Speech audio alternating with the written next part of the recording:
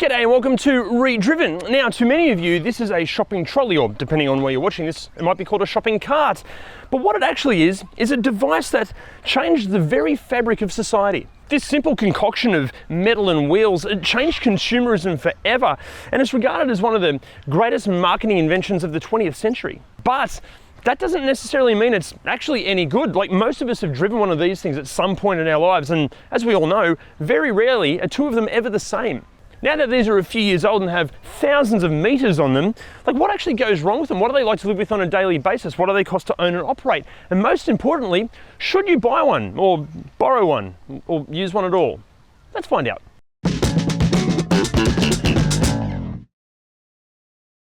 Now look, before we get deep into this video, I should mention that in this video, we're going to be focusing on the Australian variant of the trolley or the cart. But if you're not watching this from Australia, don't panic or freak out, because everything we're going to be going over should relate to trolleys and carts in your local area. That bird nearly killed me. Also, because we're filming this in Australia and we're from Australia, from now on, I'm calling this a trolley. Yes, we know it's also called a shopping cart, but in Australia, we call this a trolley. It's a trolley. We know it's a cart. Trolley. Also, to keep this video, as objective as we possibly can, we've reached out to multiple trolley manufacturers. We've spoken to trolley specialists. That genuinely is a thing. I know I couldn't believe it either. And we've read literally maybe hours of research on the internet. So this video is basically the culmination of all of that information. Now, as I'm sure you're all aware, this is obviously a 2017 QHDC TQ212AZ, and it's one of the most popular trolleys in Australia. But while many of us take the 212AZ and its counterparts for granted, it's really important to know that this is just one step in a fascinating evolution of shopping equipment that all started with folding chairs. Here's me explaining more via a voiceover. Thanks to the quick rise of industrialisation in the early 20th century, the Western world witnessed something of a grocery store boom, and by the 1940s and 1950s, supermarkets soon became the main food marketing channel. The problem was, but grocery stores only offered handheld baskets to shoppers to hold their shopping. But while a basket is fine for, say, a few cereal boxes and a bag of apples, shoppers struggled to manage anything heavier or just more items. In 1937, a few companies tried to toy with the idea of placing two baskets on the top of a wheeled frame, but the design was just too bulky. Then came along grocery store owner and entrepreneur Sylvan N. Goldman. One afternoon, the grocery executive spotted a folding chair in his office, and he was inspired.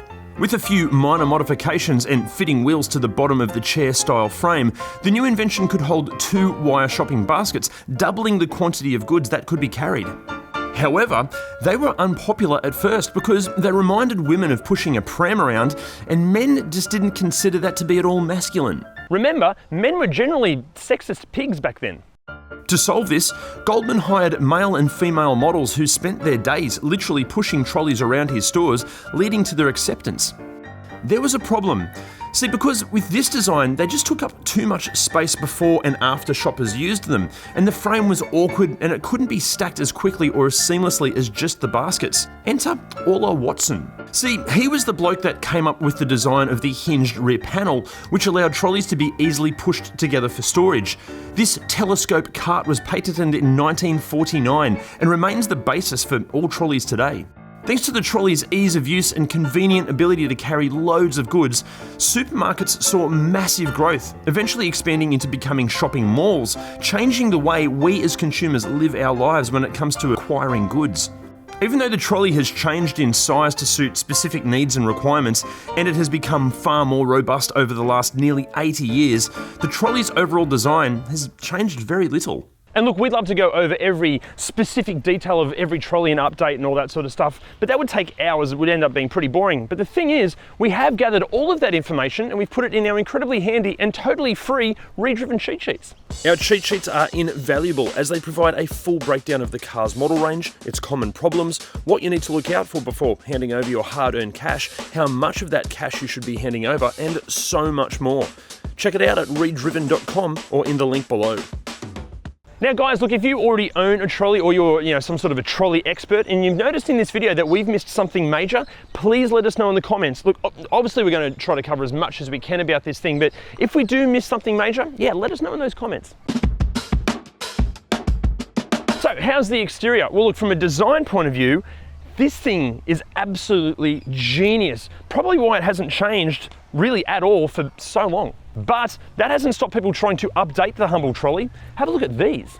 This is the very sexy Vive trolley from Seattle. It is genuinely incredible. I can't believe I'm saying that either, but it is. It's amazing. We'll cover it in more detail later on. And then there are the Australian-made hybrid carts from Supercart that are made from recycled plastics. But even with these two, the overall fundamental design still hasn't changed. Now, as we mentioned at the start, it's very rare to find two trolleys that are ever exactly the same, and that can sometimes be down to exterior accessories. As this is a QHDC model, like obviously, the bumper caps can be different colors, the end caps can be different colors, the graphic design of the handle can be different, the seats can be different, even the wiring can be nylon coated into different colors. The options, they're endless. Now, what to watch out for in terms of the exterior? Well, look, as we all know, some people are just really shit drivers, and amazingly, some people even let their unlicensed children drive these. So the first thing to check out is accident damage. A telltale sign are any scuffs or scratches taken out of these end caps here, and also any automotive paint on the extremities of the trolley. If you see big chunks of plastic missing or any automotive paint, yeah, it's had an accident. Next up, go over the entire trolley and look at the gaps between all the wire frames. If you have a look here, these wire frames are not even versus the rest of the trolley, so that's had an accident. Next up, have a look at this lower subframe here, or the front of the crash structure. If you can see signs that, any feet have been on here, that can be okay, but the problem is if a larger or heavier person has jumped up and down on this, it can actually stuff up the wheel alignment in the front, and that's gonna make your shopping adventures just a nightmare. Next up, have a look at the hinged tailgate at the back.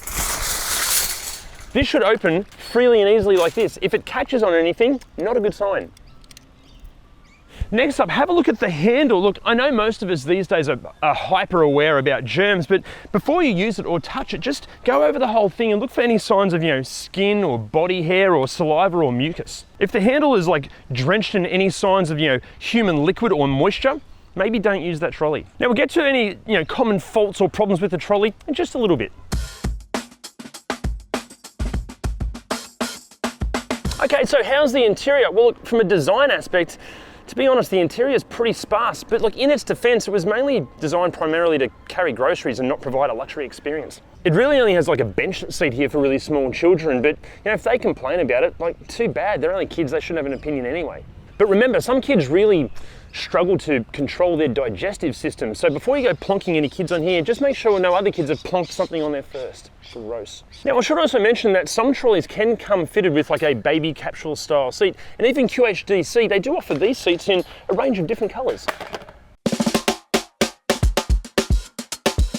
The levels of tech are going to vary depending on the model of the trolley, the year, a whole bunch of different factors. But for an overview of the technology or what you can expect from a trolley, here's me doing another voiceover. At the bottom end of the spectrum, the levels of tech may be restricted to a coin lock or maybe a GPS tracker. But at the other end of the spectrum, the tech is getting extreme. For example, the Vive trolley that I mentioned earlier comes equipped with 5 internal sensors that keep track of whatever items enter the trolley and automatically scans the barcodes and can charge your credit card accordingly. It also has a screen that can guide you to items in the store, present recipes, and alert you to discounts and special deals. For the full breakdown of which trolley gets what tech, just jump on ReDriven.com and check out that cheat sheet. So, is it practical? Well, in the loading bay area, yes, it is practical. It's designed to be practical, and practical it is. I should mention that this style of trolley now comes in a vast range of different sizes, all the way from like little kids trolleys all the way through to large industrial style trolleys for say like IKEA or Bunnings. This particular trolley is 212 litres, and look, I'm not the slightest bit comfortable, but I fit pretty easily. Now, practicality up here can vary. If you don't have children or you've managed to, escape your children for a precious few minutes, this area up here is perfect for a ReDriven backpack, or really any bag at all. There's sometimes a hook back here, and even really fancy trolleys can have a cup holder. Okay, so what goes wrong with these things? Well, look, we're going to get to the mechanical stuff in a second, but let's start with the exterior. First up, there are many reports that these handles can get squeaky or rattly. It's not the end of the world, it's just more annoying. There are quite a few reports that these plastic end caps and even some excessive welding can catch on certain clothing, like say a lace unitard or anything made from mesh. Now this one isn't exactly the trolley or the manufacturer's fault, but because some people are just shit, they will vandalise these trolleys, and that can result in the chassis, you know, bending and stretching, sometimes even forcing some metal prongs to stick out, and that's just dangerous. Now, problems inside the trolley. Look, because kids love exploring things and there's lots of moving parts here, the problem is kids can get their fingers trapped in some of these little areas and it might hurt them. Not a major injury, but let's be honest, like a few injuries to a kid is just going to build their resilience anyway. Now, before we get into mechanically what goes wrong with these things, I've got to ask a favour. If you're enjoying this video, can you please hit the like, subscribe and bell icon buttons and share ReDriven as much as you can, because the more you do of all that, the more of these videos we can make, and that'd be fun. Now, mechanically, what goes wrong with the trolley? Well, the thing is, I'm not a mechanic, so I'm not qualified to tell you, but Jim is. Look, the mechanical issues we see are quite often less to do with the trolley and more to do with the previous user. In less serious cases, we see caster wheel flat spots, which can be caused from driving along stuck on a grape or a nut for way too long, and in some extreme cases, causing a very annoying dudump. And in the worst case scenarios, from genuine abuse, we see HVCO, which is high velocity caster oscillations, which basically in layman's terms is wheel shimmy or shudder, and in extreme and catastrophic cases, it can cause the death wobbles. Another problem we see is chassis misalignment from accident damage, which can lead to dodgy repairs, leaving a welding spatter, which can catch on your clothing or your skin. Now, in some of the newer models, we're seeing them made from recycled plastics, which is great for the environment, but only time will tell if they will stand the test of time. Okay, so is it safe? Well, look, like the tech on it, the levels of safety are going to vary from model to model and manufacturer. Some trolleys have these like seatbelt style straps here and others don't. Also, when we were doing the research for these, we found that even though these are one of the most commonly driven vehicles in the world, ANCAP have never like safety crashed one or crash tested one. So we decided to do it for them.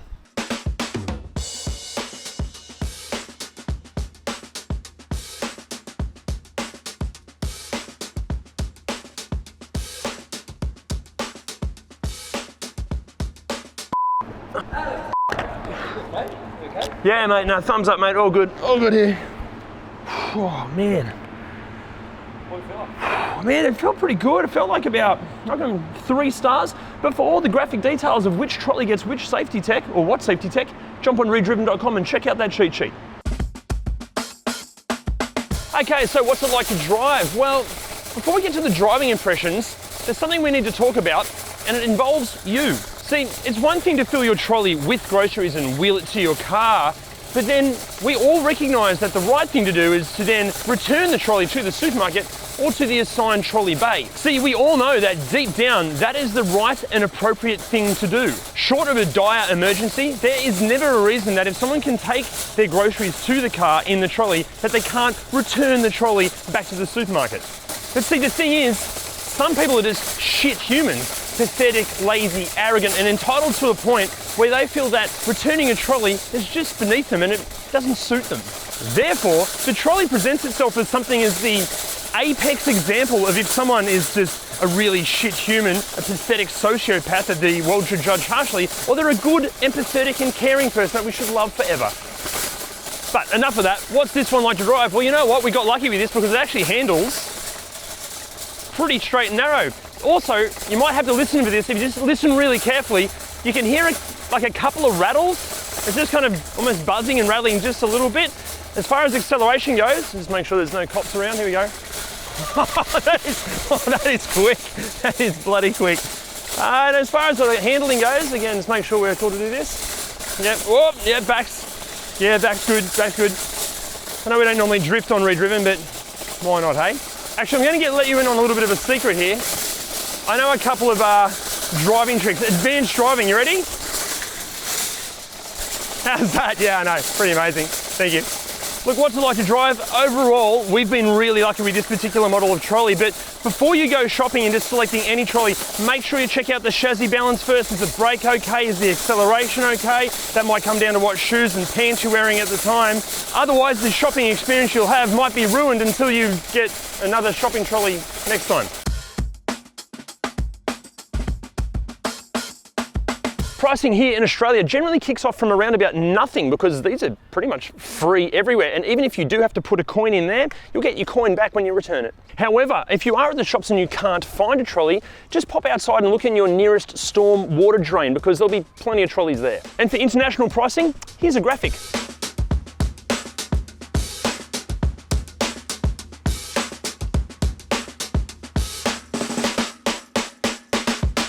Most trolley manufacturers claim a fuel consumption figure of around about 243 calories per hour, but that will vary depending on the model of the trolley, how much weight you've loaded into it, and how fit you are. Most trolley manufacturers do provide some sort of a warranty, but how long that warranty is and what's included in it is going to vary, from trolley to trolley. But the thing is, that shouldn't affect you at all. If you do have a problem with your trolley, just politely return it back to the sales staff at the supermarket and go and get another one. Servicing is recommended pretty much anytime anything goes wrong with it, but the good news, at least here in Australia, companies like QHDC and Supercart will both do on-site maintenance and servicing. Okay, so should you buy or borrow or use one of these? Well, these days, if you don't, you're just making life bloody hard for yourself. Look, don't get us wrong. We applaud the attempt to physically carry dozens of kilos of groceries around a supermarket, trying to perform some sort of interpretive dance choreography to hold on to everything you want to buy, let alone carry it all to your car. But using a trolley just makes more sense. And sure, you might be able to show off your strength and endurance by carrying several heavy shopping bags in each hand, but most people are going to assume that you're an idiot because using a trolley is just the more intelligent option. Short of being presented with a broken, faulty, or disease-ridden trolley, it's a yes from us. Guys, thank you so much for watching, and what did you think of the trolley? Let us know in those comments below. And remember, can you please hit those like, subscribe, and bell icons, and share ReDriven as much as you can. See you next time.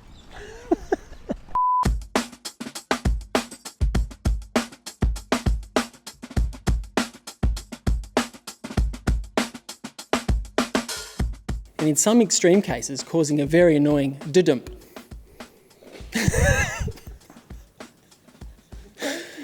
Very annoying dudump.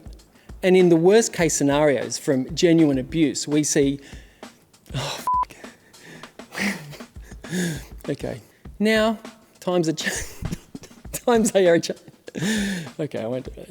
And now, in some newer models, we're seeing them made from recycled plastic, which is great for the planet.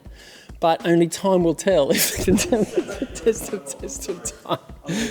Oh, okay.